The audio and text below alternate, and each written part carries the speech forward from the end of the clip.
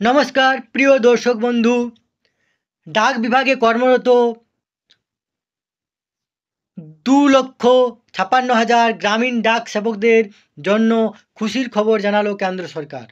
আসুন এই নিয়ে আমরা আলোচনা করব। তার আগে আপনারা অবশ্যই আমার চ্যানেলটি সাবস্ক্রাইব করে নেবেন। দেখুন, এখানে যে ভারত সরকারের যোগাযোগ তথ্য প্রযুক্তি মন্ত্রক সাইট আছে, সেই সাইটে দেখুন এখানে লিখেছে ডাক বিভাগে কর্মরত 2.56 লক্ষ গ্রামীণ ডাক সেবকের অর্থনৈতিক উন্নয়নের লক্ষ্যে প্রকল্পের ঘোষণা করলেন মন্ত্রী অশ্বিনী বৈষ্ণব।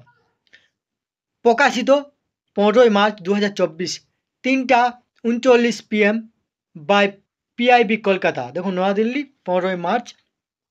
এখানে দেখুন কি লিখেছেন, দেখুন কি লিখেছে।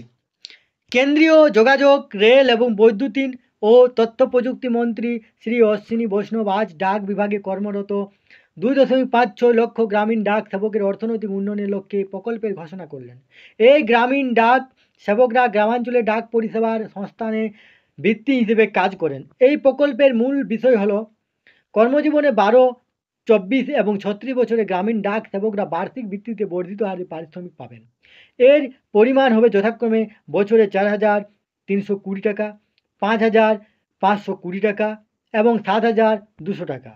অতএব যারা 12 বছর কর্মজীবন করেছেন তাদের 4,320 টাকা